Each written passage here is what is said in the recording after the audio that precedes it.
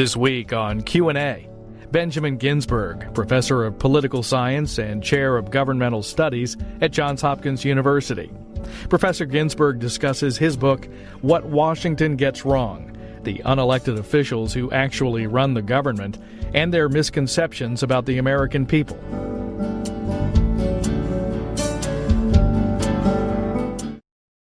Benjamin Ginsberg, author of What Washington Gets Wrong. Can you tell us your story that you open up your introduction with? Absolutely. This is a true story, and those who live in Washington have probably heard versions of this story. I was at a dinner party, and sitting next to me was a pretty senior HHS executive, someone whom I had known for a long time, very nice person. And she said to me, "Well, what are you writing these days?" So I said, a colleague and I conducted a survey of Washington officials, because everyone's always surveying Americans to see what they think of Washington. We said, let's survey Washington to see what it thinks of America. So we surveyed officials and what I'll call members of the policy community, that is, the contractors who often, are interchangeable with officials, people who work in think tanks, everyone involved in developing rules and regulations. So I said we wanted to see what they thought of Americans. In fact, my original title for this book was What the Government Thinks of the People. But publishers never like my titles. They always say my titles are no good. All right. So at any rate, I said that. So we wanted to find out what officials thought of us ordinary Americans. She said, well, that's kind of interesting. But she said, everybody knows that ordinary Americans are a bunch of idiots. Why do you need to do a survey to find that out? Well, to me, that confirmed everything that we found in the book. We found that public officials, the people who really govern this country, no, it's not Congress, it's not the president, it's bureaucrats. They write thousands of rules and regulations that have the force of law. And we found out that they don't think much of ordinary Americans. They're not exactly like us. They're wealthier, they're whiter, they're better educated, they have different views on matters, and they think ordinary Americans don't really know very much, and that really the government should move according to its own ideas, not pay too much attention to what ordinary folks think. They felt the same way about Congress, by the way. They didn't have that much, good to say about the president either. They thought that the only people who knew anything were other public officials. That's who they talked to. You say in your book that some 14 million Americans are associated with the government in some way. Some way, yeah. Can you break it down? Well, about between 2.5 and 3 million are actual federal civil servants. And then the rest consist of contractors, and as you know, in many agencies, the contractors outnumber the actual civil servants, Department of Education, Department of Energy. If you walk into an office, you don't know who's who. They call it a blended workforce. So they're the contractors. Then, in addition, we have all of the supporting groups, people who work in think tanks, in research foundations, and even people who work in lobby groups that are connected to particular government agencies, environmentalists who are closely connected with the EPA, the Environmental Protection Agency, for example. So all in all, it's some 12 to 14 million people, and these are the people who actually govern this country. Everything that we learn in high school and college, maybe even including in my own textbook, I'm not sure, I'll have to look and see. Everything that we learn is not exactly right. Because what do we learn? We learn we elect a Congress, it makes the law, the president executes the law, the courts review the laws. But that ain't exactly how the system works. Much of what we think of as the law consists of rules and regulations written by bureaucratic agencies, by bureaucrats who are not elected by anyone and who often serve for decades. A lot of people like to talk about term limits for members of Congress, which I think is a terrible idea, by the way. But, the average length of service of a member of Congress is 8 years. 8 years. Whereas the average length of service for a senior non-elected official in our country is 26 years. So if those who think that term limits are important, they're looking in the wrong place. As you know, there are very few factories of any kind around the Washington, D.C. area, but 7 of the richest counties in the United States are all around Washington, making, on an average, more than most places in the United States. Why is that so? Well, first of all, federal civil servants are themselves well paid. Now, they say they're not. The general line is that they're not as well paid as people in comparable positions in the private sector. Well, there aren't exactly comparable positions in the private sector. When you look at the total package of pay, retirement benefits, plus the job security, which can't be beat except by tenured professors, this is a package of remuneration that is excellent. And in many families, you have 2 civil servants, and sometimes you have someone who's drawing military retirement and working as a civil servant. So that's a starting point. The average salary, the average remuneration, according to the Office of Personnel Management data, is considerably higher than average Americans. Second, surrounding this group, we have lobbyists, lawyers, all the folks who work to try to get the first group to do what they want. This is a city where we have K Street. We have several 100,000 people who work in the legal lobbying industry. You have government contractors. So surrounding the Capitol are industries that don't produce smoke. They do produce a lot of hot air, but no smoke or pollution. And this makes Washington and its surrounding counties a very, very wealthy area. And it affects the way that people here look at things. They may read a series in the Washington Post about rural poverty, but they're not familiar with it. They talk to other people in what we call the social safe way, where everybody goes. They live in a bubble. They talk to one another. Everyone they know is pretty well off. The schools are very good. They're not familiar with America. One thing that we did in our survey was to ask them basic questions about America. I got tired of all of these studies trying to show that Americans don't know anything. My favorite, you remember Jay Leno used to do his jaywalking routine? And I remember one time they were out there asking people to name members of the Supreme Court. A lot of people named Judge Judy. This got a big yuck. Though, Judge Judy and Justice Ginsburg could be confused. They kind of look alike. They went to the same high school. Did you know that? James Madison High School in Brooklyn, along with Chuck Schumer, and a lot of people went there. So at any rate, when we asked federal civil servants to tell us about America, they didn't know that much. They didn't really have a good idea of what Americans' incomes were. They didn't have a good idea of what their level of education might be. They didn't have a good idea of the sort of racial and ethnic composition of America. Interestingly, too, they didn't have a good idea of what ordinary Americans thought. Now, if you look at the views of ordinary Americans, compare them to the views of civil servants, they're different, but they're less different than civil servants think. Civil servants think that ordinary Americans have views that are very, very different from theirs. Why?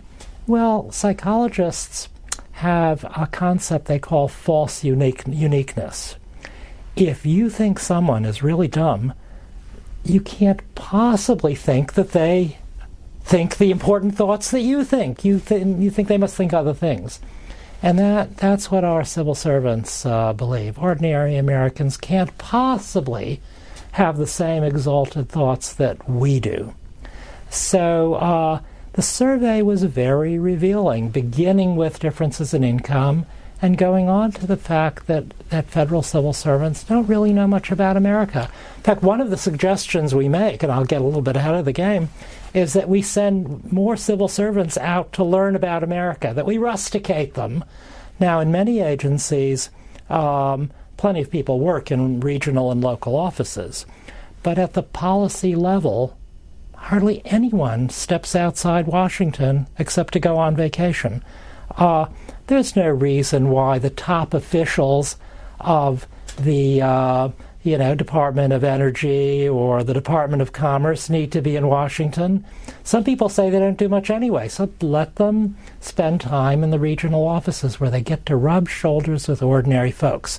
Because lots of studies show that bureaucrats who live among ordinary people develop more sympathy for them. Where would we find you on a normal day? Where would you find me? Well, let's see. You might find me taking dance lessons, which I enjoy. You might find me walking my dogs and going to dog training, but you'd probably find me in the university. What university? Johns Hopkins. And what do you teach? I teach political science. You talk about this word in the book. If somebody listens to your last couple of minutes, they might say, wow, that guy's cynical. Well, I hope so. Cynicism is very, very important. You know, I tell students that cynicism is the beginning of wisdom, because you have to look realistically at the world of politics. You know, the Germans have a term, Realpolitik. See, I got my R rolling. Realpolitik, which means realism. We cynics try to be realistic. We don't take what politicians say at face value. You know what? We found that they break their promises lots of times. They make up things. For them, words are weapons designed to garner our support. So we need to be able to understand what's really going on in politics. Politics is usually about power, money, status. It's not about truth, justice, and the American way. Well, I wish it was. Let me show some video right now to go along with what you just said, and we'll come back and get your view of this. There will not be, under any conditions, be an intervention in Cuba by United States Armed Forces. It is my duty to the American people to report that renewed hostile actions against United States ships on the high seas in the Gulf of Tonkin have today required me to order the military forces of the United States to take action in reply. We did not, repeat, did not trade weapons or anything else for hostages, nor will we. Simply stated, there is no doubt that Saddam Hussein now has weapons of mass destruction. Under the reform we seek, if you like your doctor, you can keep your doctor. If you like your private health insurance plan, you can keep your plan. Period. It's all really taken from your book. I recognize those scenes. I always thought Lyndon Johnson's nose was getting longer as he spoke, but perhaps that's just my imagination. Well, these are excellent reminders of something that's hard for us Americans to remember, and that is that to politicians, words have a different purpose than they do to you and me. When we talk, we exchange information, we might exchange emotions. We see that as the ordinary use of language. To a politician, words are weapons. They're the weapons of political warfare. And politicians choose their words, their ideas, with a view toward capturing and exercising power. So words are often designed to persuade us of something that's in the politician's interest. Now, I would point viewers to the most recent presidential election, because I thought it was a remarkable exercise in Realpolitik. Here we had politicians pretty nakedly pursuing power, right? There was no pretense at this point. they would say or do whatever seemed useful to win power. And if that turned out not to be useful, they would shift and say something else. So, for example, Secretary Clinton famously castigated Donald Trump for asserting that he might not accept the results of the election. Well, that was when she thought she was going to win. It was different when it looked like he was going to win. So I think those who view this election objectively rather than through their partisan lenses saw politics for what it was. It's a struggle for power in which words are weapons. And these three videos that you showed us, are videos of presidents lying because it was convenient to do so. The weapons of mass destruction, nobody thought they were there.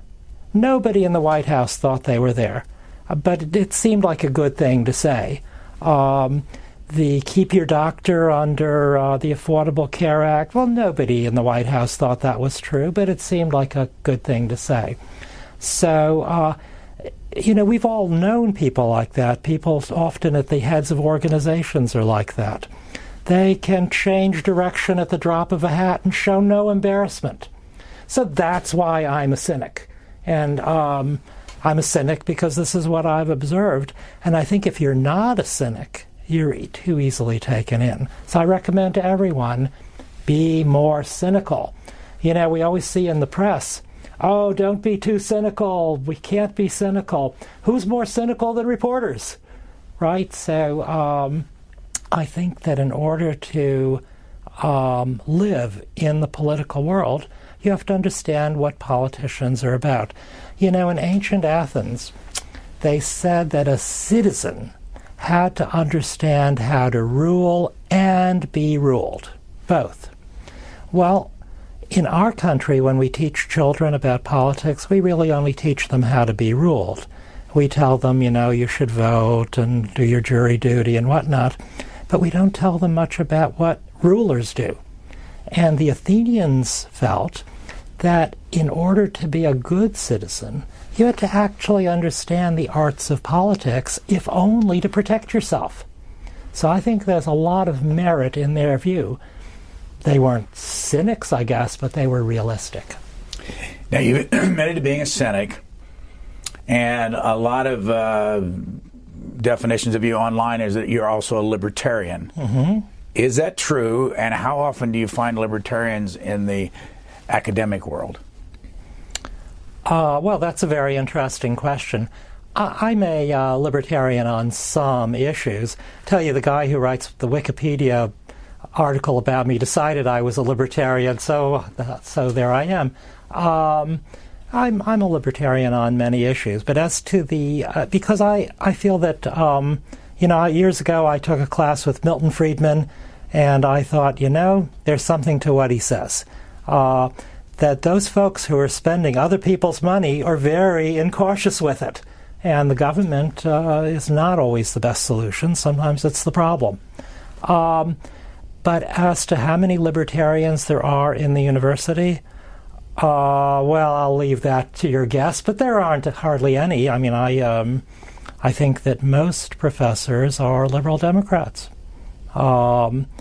And when universities hire faculty, they, hire people like themselves.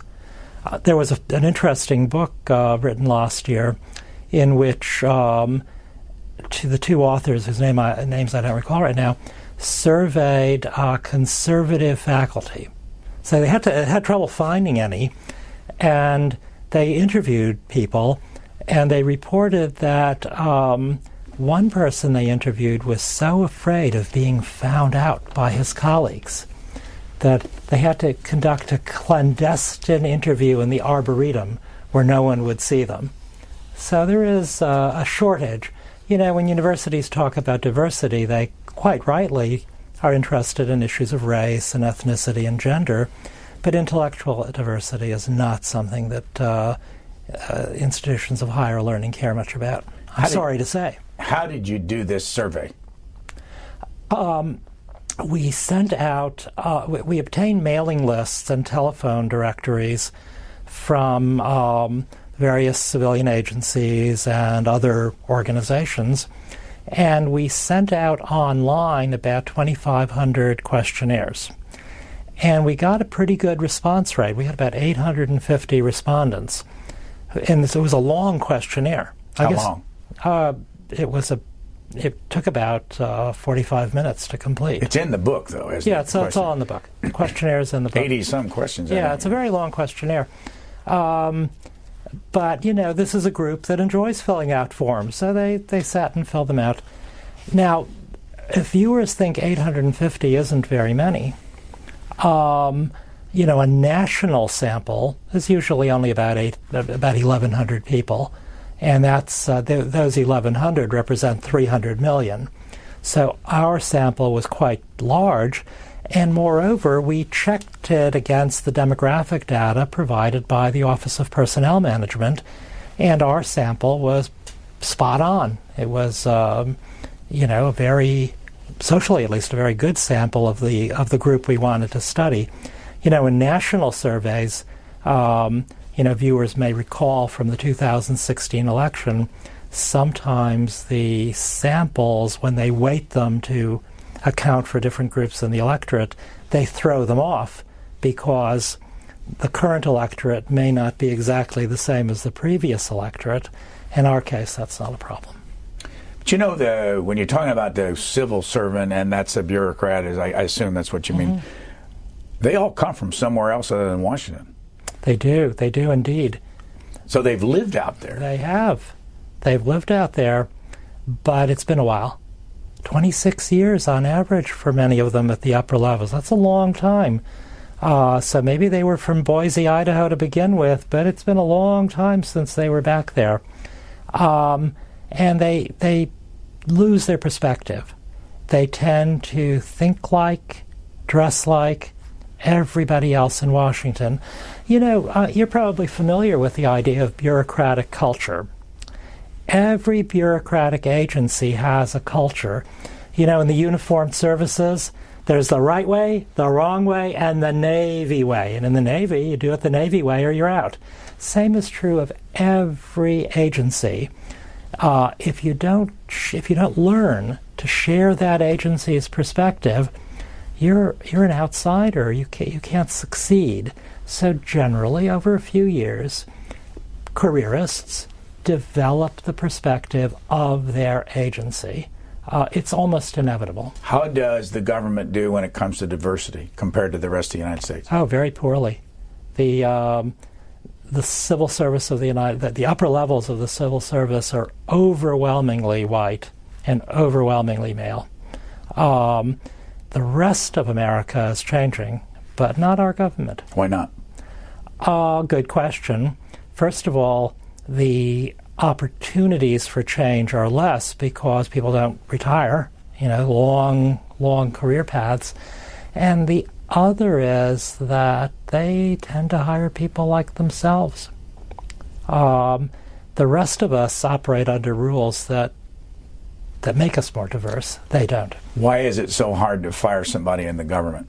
Civil service rules make it virtually impossible. Not utterly impossible, but they make it so cumbersome. It takes so long. Why? Why is this set up this way? To protect civil servants who wrote the rules. But why do they get to do it, unlike the rest of the United States? Oh, well, no, you'd have to be cynical to answer that question, because they write the rules and they protect themselves. They write different rules for us. In most agencies, they don't really try to fire people because it's too cumbersome. They transfer them. So you have civil servants who get transferred around and finally wind up. There are several offices where you have kind of all the rejects that get transferred in there, and they don't do much during the course of the day. What are the politics of most civil servants? Most are liberal Democrats. Notice, for example, that there's been a lot of commentary about the Trump cabinet and sub-cabinet. The number of people who were drawn from the military and from business rather than from government. And the reason for that is plain and simple. Government agencies are overwhelmingly liberal and democratic. And if you want to staff up with Republicans, you go to the military or you go to business. You can't recruit from the upper levels of the government. You get into the weeds in here with language that I assume, I don't know the average person would have ever heard it before. And I'm just going to read some of this stuff. You talk about the Administrative Procedure Act of 1946. You talk about the Office of Information Affairs, the Unified Regulatory Agenda. I'll tell you something. These are things that we need to know. These are things that people should be taught as part of civics, because Why? These are critical to the way we're governed. For example, the Administrative Procedure Act is the Bible for regulatory agencies. When regulatory agencies write rules and regulations, these under the terms of the Administrative Procedure Act, they have to be published for what is called notice, for notice and commentary. They have to be published and they have to solicit comments. And this is the basis for rulemaking in the United States. And rulemaking is the basis for our governance. You know, kids learn in school how a bill becomes a law through Congress, but they don't learn how a rule or regulation is promulgated through the bureaucracy, which often is more important. Or you mentioned the Office of Information and Regulatory Assessment, OIRA. Well, this is a very, very important office in the White House Office of Management and Budget, an OMB, because it's through OIRA that presidents attempt to shape the regulatory and rulemaking agenda. OIRA reviews regulatory proposals from the agencies and issues regulatory prompts to the agencies telling them what the president wants. Again, this is part of how we're governed that students don't learn. They learn in civics is how a bill becomes a law. And what they learn about that is wrong too. It's how a bill used to become a law. But they don't learn the basics of how we as Americans are actually governed. And if you want to know that, these terms that I mentioned shouldn't be obscure anymore. The APA, Administrative Procedure Act, OIRA, critical things in our governance. What's the 1979 Paperwork Reduction Act? That's a piece of legislation which is, the name is sort of funny. Small business was complaining that they were required to fill out too many forms. So Congress said, okay, we're going to have a Paperwork Reduction Act, so they're not going to have to fill out so many forms. Actually, it led to more paperwork, as you might imagine, but it was under the Paperwork Reduction Act that OIRA was created. You got it. Executive Order 12291, centralized presidential oversight of agency rulemaking. That's right. Under Executive Order 12291, and again, this is something that people should know. What are executive orders? A lot of our government today is run by executive order, executive memorandum. President Obama said he wasn't going to issue as many executive orders as President Bush had, so instead he writes memoranda. It's the same thing, but lets you sort of weasel around it. Executive Order 12291 was issued during the Reagan administration, and in that order, Reagan said that henceforward, rules and regulations promulgated by the bureaucracy would have to be sent to OIRA for review. When Clinton came in, he then went a step further and said from now on, OIRA is going to send rules and is going to send proposals to the agencies, which we want them to do. Now, OIRA is the president's tool for controlling the bureaucracy, a very important presidential tool. But it does not give the president any kind of absolute control. De Tocqueville described the Roman emperor. He said his power is ferocious, but its reach is limited. And the same could be said of the president and the bureaucracy. When the president wants them to do something, by God, they're going to do it. But they do 10,000 other things that the president doesn't take any notice of. What impact did the Civil Service Reform Act of 1978 have on this town or this government? it enlarged the number of bureaucratic officials who were subject to presidential appointment. But that number is still small. When when Trump came in, there was a lot of talk about how many appointments he could make. But the number is maybe 4,000 of various sorts. And I think it should be more. I think that if an election is to affect the bureaucracy, presidents should be able to appoint more top officials. I don't know how many more. I don't agree with Andrew Jackson. Andrew Jackson said, any American can do any job in government. That's probably gone too far. But I think there are a lot more Americans who could carry out the people's will as expressed in an election. So I think the number of federal officials appointed by the president should be increased. So if President Trump said, come into the Oval Office, bring your book with you, but you were given a few minutes to tell him what to be wary of, what would you say? Well, I would tell him that in relation to the bureaucracy, that bureaucratic agencies march along their own trajectories. They march according to their own drummers. If a president interferes with them, and they regard it as interference, a president and his appointees interfere, they will roll with the punch and try to resume the course that they've set for themselves. Once a bureaucracy is created, it's very, very hard to change it, very hard to take control of it. Look at, this is a terrible example, and people will be mad at me for using this, but Mao Zedong decided he was going to attack the Chinese bureaucracy, and here he was, the absolute ruler. And he launched a cultural revolution to uproot the bureaucracy. Well, he's gone, and they're still there.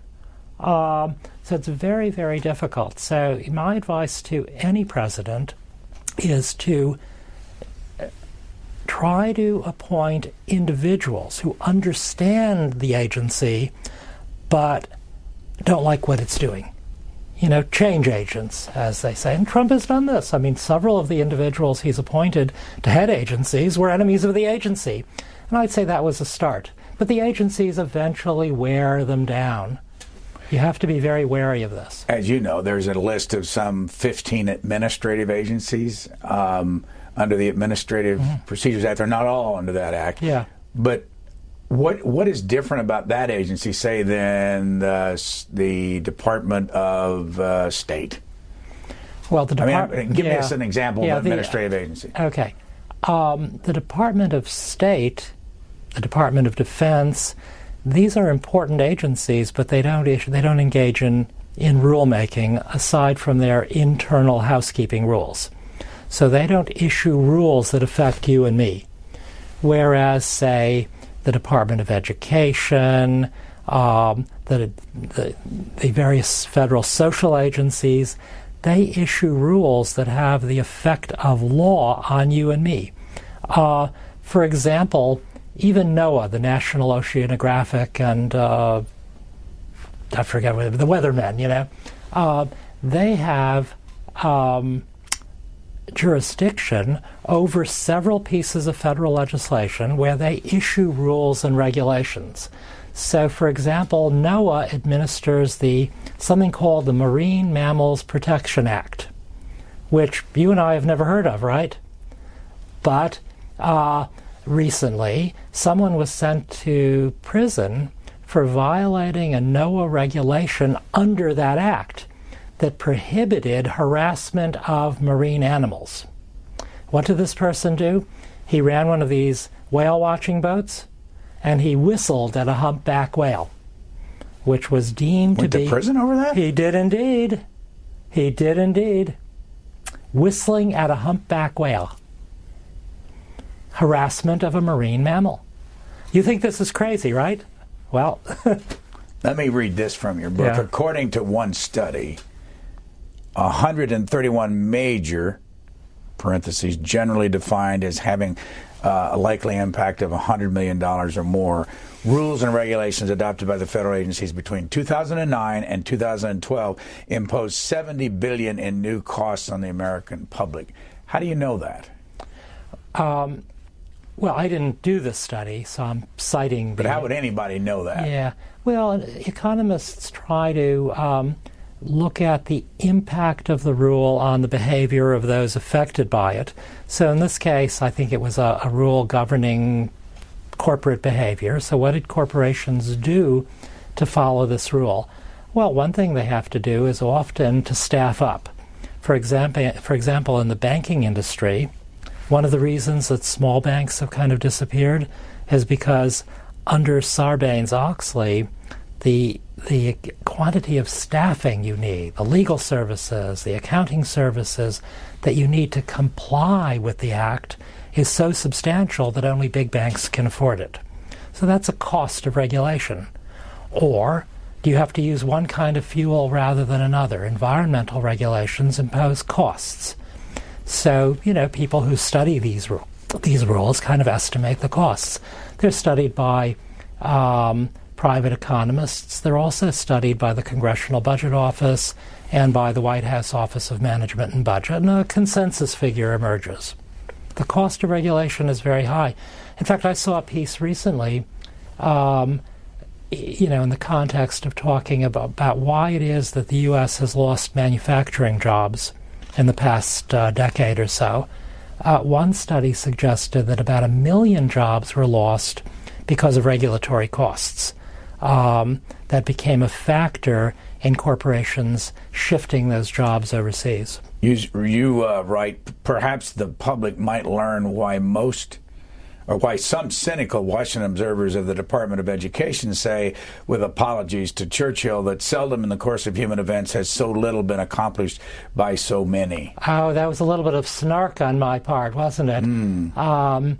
There are some agencies in Washington, that being one of them, that most people who live in this town think don't do much of anything. They do very little per person. Now, some agencies are extremely hardworking, no question. But there are others, and I would say education, energy, commerce. If Rick Perry had remembered the three he wanted to eliminate, those were, I think, were the three, where the output isn't that great. This is a local prejudice, no one quite knows what they do there. So what would you say to somebody that is deeply involved in Washington? You have absolutely no idea what you're talking about. They tell me that all the time. Who does? People who work in Washington officials. What do they say, though, when you say that's crazy? They say that you have no idea how hardworking we are. You have no idea how much we do for the people of the United States. You have no idea how much we value the views of Americans. To which I say, I do have an idea, unfortunately, and you don't value what Americans think. Had anybody ever done a survey like yours before? No, this is the first time this has been done, and we're going to make our questionnaire and its results available. People can look at what we did, and hopefully people can move on from there. Why did 800-plus people respond to your survey? Isn't that an interesting question? In the polling business, when you do telephone polling, most people don't want to respond. They don't want to waste their time. My view is that in the case of this survey, first of all, now I'm going to be snarky again, will you forgive me? A lot of these people had nothing much to do, so this was kind of an amusement. And second, people who work in Washington are self-important. Not unlike professors, I admit we're self-important too. But people who work in Washington wanted to share with us their views because they thought that what they did was very important. But what determined for you that they think Americans are idiots? Idiots is too strong a word, but we asked them a number of questions that address that. We asked them, who do you think is competent? And they thought ordinary folks weren't very competent, didn't know very much. Do you think ordinary Americans know anything about, and we gave them about 10 different questions, and their answers were generally, no, not very much, nothing at all. So from our survey, we got the very strong conclusion that public officials don't have much regard for ordinary Americans. But in your book, when you talk about all of this, the language that's used here, why would Americans know what this is when you know, all these different acts and rules? You said that, I think on average, 900 rules are promulgated every year. Yeah. Well, you know, Americans wouldn't necessarily know the details, but we asked at a very general level, do you think, how much do you think ordinary Americans know about economic affairs, international affairs, unemployment, you know, just basic things? And across the board, the officials in our survey said, no, not much. They don't know much about those. Now, I'll tell you something. I will submit that public officials do know more than ordinary folks about all of these things. There's no question in my mind. But it doesn't justify this feeling that we shouldn't pay attention to them, which we get from the survey. When I go to the doctor, I hope that they know more about medicine than I do. If they don't, I'm in big trouble. If I have to have dealings with an attorney, well, they better know more about the law than I do. What I'm counting on is that the doctor, the lawyer, the accountant has a sense of fiduciary responsibility to me. Their responsibility is to find out what my needs are and to help me, you know, achieve those in the best possible way. If my doctor said, well, I really don't care what you think, here's what you need to do, that wouldn't be very good. If my lawyer said, well, you're an idiot, I don't want to hear any more from you, here's what you need to do, that would be a breach of their responsibility. And I believe that federal civil servants also have a civic responsibility. And their civic responsibility is to learn about Americans, not to not know, and to find out what Americans think. But what would be different, though, for Americans if they found out? And let me just add to that, you have 535 people that are elected every year to Congress that supposedly represent the people, and you have a president that's elected every 4 years. And isn't it their responsibility? Oh, it is, but let me, first of all, we did survey congressional staffers, okay? Congressional staffers knew a lot about the people because they, you know, are in the electoral system. They meet with people. They had a very good idea of what the public thought. Spot on. Absolutely. Members of Congress need to know. And, you know, despite all the disparagement, they do know. Most members of Congress have a damn good idea what their constituents think. Now, you know, they don't always agree, but they know what their constituents think. And they know their job is to, you know, figure out how to at least try to implement things that their constituents want. The problem here is that Congress doesn't have as much control over the bureaucracy as it should. The president doesn't have as much control over the bureaucracy as he should. Who to blame for that? Who's to blame for that? Well, I would say that over the decades, the president and Congress in particular have surrendered power. You know, over the decades, Congress has surrendered power after power to the executive. And why is that? Well, there are a number of reasons. It's a very good question. There are reasons going back to the time of the New Deal, when, you know, President Roosevelt was very impatient with the legislative process. And under his regime, Congress began to enact pieces of legislation that were very broadly drawn. They violated, here's another thing that Americans should know, the non-delegation doctrine. So if viewers don't know what that is, they should look it up. It's very important. The non-delegation doctrine is the idea that the power exercised by Congress was given to it by the American people, and Congress cannot in turn give that power away to anybody else. So what did that mean practically speaking? It meant that when Congress wrote a law, the law had to be very explicit about what the executive branch could do. But during the Roosevelt era, that doctrine was lost sight of. The courts turned away from it. And so Congress can write very broadly drafted pieces of legislation that the executive branch will then implement through its own rules and regulations that may have nothing to do with what Congress thought. Okay, there's a lot of leeway. And the courts have been guilty too, because the courts have a principle of deference. They defer to administrative agencies. They say only the agencies know what the law really required, and it's not our job to question them.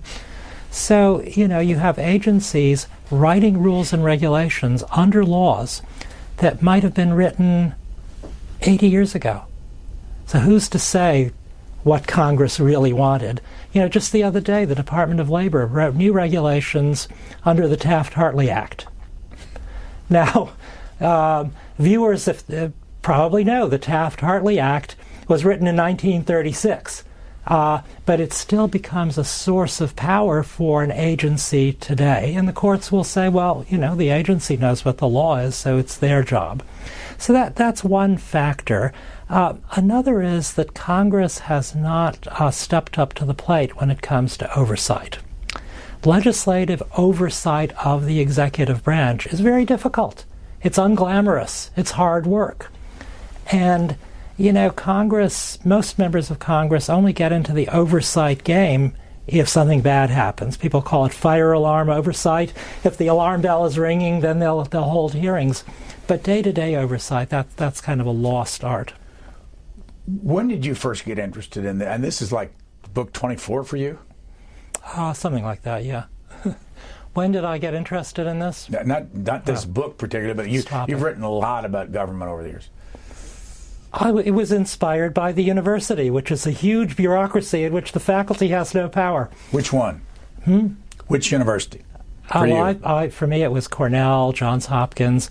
This has been happening over the years, and it colored my view of the rest of the world. That's perfectly honest. But I did write a book on the university called The Fall of the Faculty, which shows this phenomenon in the university setting. But that's what really started me thinking about bureaucracy and its evils. Like everyone else, I was taken in by the sort of civics book interpretation of the world. We elect representatives and they write the law. But as I looked at the real world, as I cynically looked at the real world, I saw it's not so. I wish it was so. I really do. You know what they say, a cynic is a disappointed idealist. So I'll confess to that. The real world was one in which we weren't governed by people we elected as much as we were by people who were appointed and served year after year after year and marched according to their own drummer. One of our findings, we looked at the regulatory agenda over the course of a year, and we compared it to public opinion, we compared it to the legislative agenda, to the president's agenda, as expressed in orders and whatnot. And, we found that the regulatory agenda was highly correlated with the attitudes of bureaucrats. Was not associated with anything Congress wanted. It was not associated with what ordinary Americans wanted. It wasn't even associated with what the president wanted.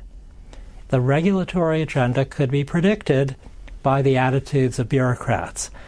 And I would say to viewers, that's not how to run a democracy.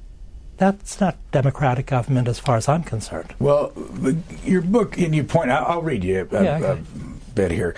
In the same vein, Franklin Delano Roosevelt and the New Dealers viewed the welfare institutions and entitlement programs they constructed more in terms of political power than moral principle. And then later on the other side, a Republican example of the instrumental character of political principles is the GOP emphasis on religious and moral appeals over the past quarter century. What's partially in your book is to suggest that the politician on both sides will do whatever they have to do to get elected. Well, that's for sure. And again, why not the administrative agencies who sit there, as you say, 26-year average, they're working off of the law and they're not working off of whether or not they get elected next time. Why wouldn't that be a better position? You know what? There's something good about politicians working to get elected, because if you're working to get elected, you have to pay some attention to what voters think, even if all you want to do is manipulate them. You still have to pay attention to them. Our federal bureaucracies are insulated from all that. They don't know what people think, and they don't care what people think. Now, again, maybe they do know more than the average American. By the way, that's not every civil servant. No, not everyone, but on the aggregate. We're not talking about individuals. We're talking about the aggregate. So on the aggregate, they don't think Americans know very much, and they don't really care. And that's what makes them different from my doctor or my lawyer. Okay, if I perceive that my doctor doesn't care about me, and that can't be true because my wife is my doctor, so I know she cares. But if I perceive that my doctor doesn't care about me, I might get a different one. Well, if a government agency doesn't care about me, forget it. They just don't care.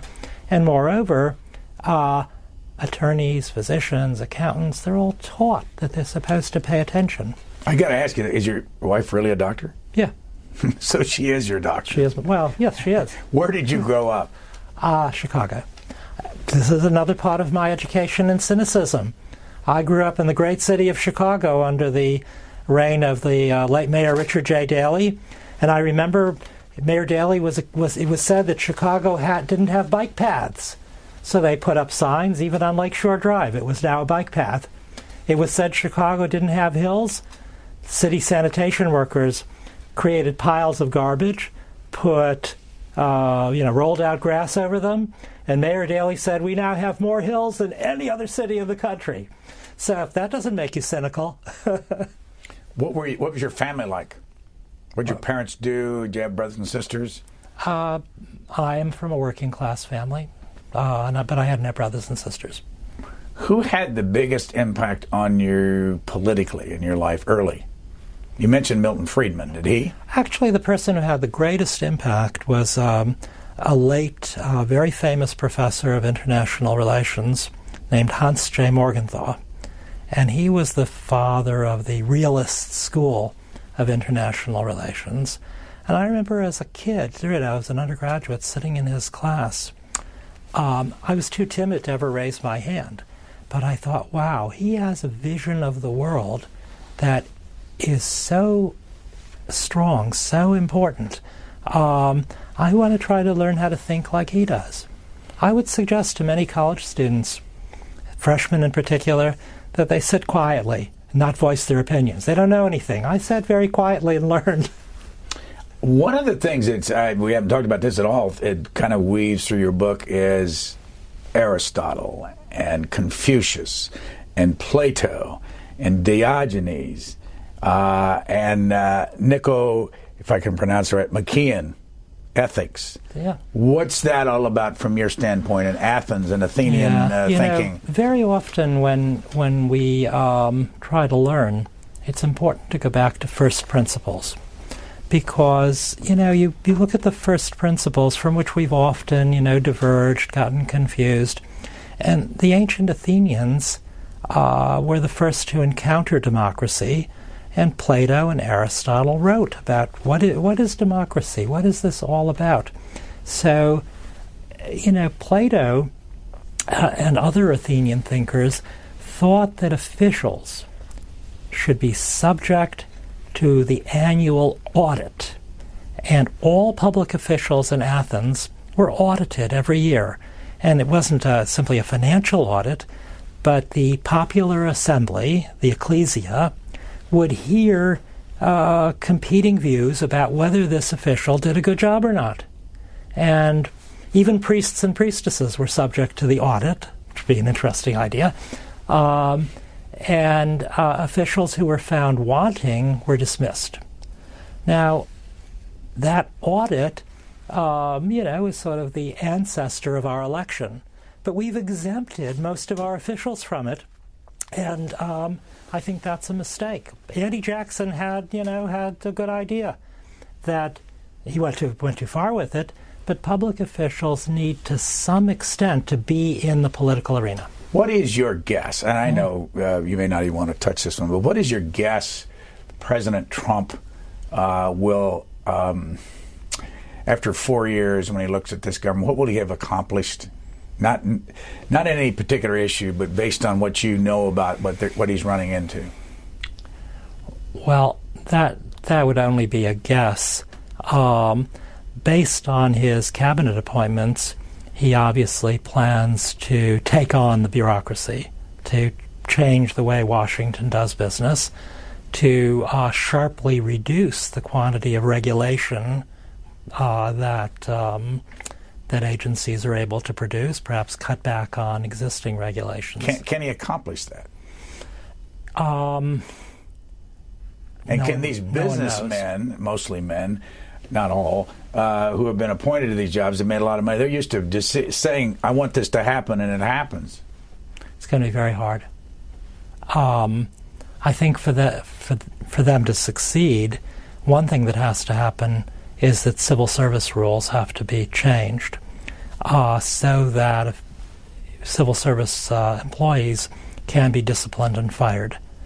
Under the present rules, they just hunker down and refuse to do what a radical government is asking them to do.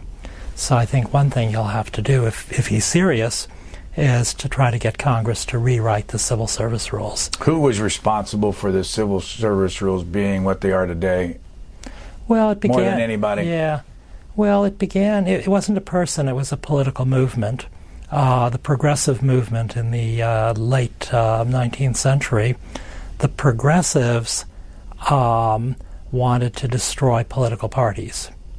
The progressives were sort of an elite group, upper middle class professionals, and they saw political parties as strengthening, these immigrants, the Irish and the Jews and the Italians. They used parties to rise to power. The progressives, who were native stock Americans, wanted to weaken parties. And one way they looked to weaken parties was to eliminate the patronage machines that parties depended on to control elections. So to them, civil service, preventing the political parties from hiring and firing government employees, was a way of destroying the political parties. And it was pretty successful. But I think, parties don't, the idea of too much party power, that's long gone. I think it's time to readdress civil service. The civil service as it stands has outlived its usefulness. Besides this book, of the 24 you've written so far, which one was the most popular? Fall of the Faculty, which explains how administrators have taken over and wrecked the university. What's your next book about? Well, I'll tell you, but you'll think it's weird. I'm writing a book on time travel. I'm writing a book, and I'm doing it with my colleague Jen Bachner again. We're showing, using surveys, the ways in which competing political forces rewrite history, imagine the future, and try to use the past and future to control the present. So I say it's a book about time travel. The results of the survey are in this book that Yes. we've been talking about, and the name of this book is What Washington Gets Wrong, the Unelected Officials Who Actually Run the Government and Their Misconceptions About the American People. Our co-author, Jennifer Bachner, and our guest has been Professor Benjamin Ginsberg from Johns Hopkins University. Thank you very much, sir. Delighted.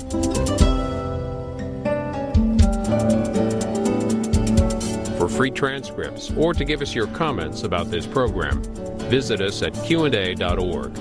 Q&A programs are also available as C-SPAN podcasts.